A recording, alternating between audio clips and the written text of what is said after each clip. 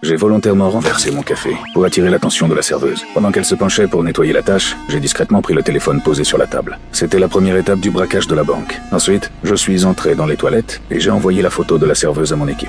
Je leur ai dit que le moment d'agir était arrivé. Nous sommes venus attendre près de l'entrée de la banque. Au moment où la cible est apparue, tout le monde s'est immédiatement mis en action. Nous trois avions chacun une mission précise. L'un était chargé de couper les lignes téléphoniques. L'autre devait rester dans la voiture pour conduire. Et le dernier était chargé de contrôler la cible.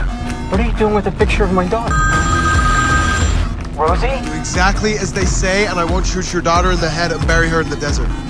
Rosie?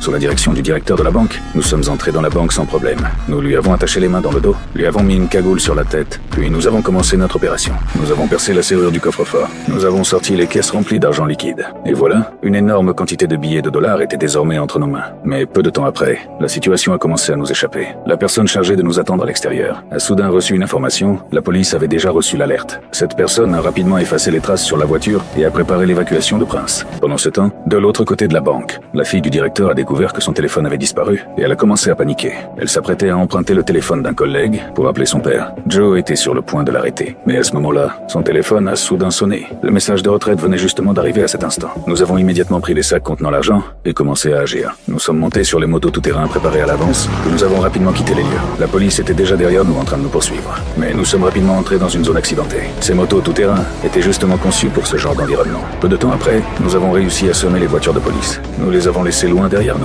Ensuite, nous nous sommes dirigés vers le lieu privé. Nous nous sommes discrètement glissés dans la remorque arrière d'un camion semi-remorque. Personne ne nous a remarqués. Nous avons relevé la rampe de la remorque, fermé les portes, puis quitté les lieux à bord du camion. Pendant notre départ, nous sommes même passés à côté d'une voiture de police. Mais les policiers ne nous ont pas accordé un seul regard et n'ont absolument pas remarqué notre présence.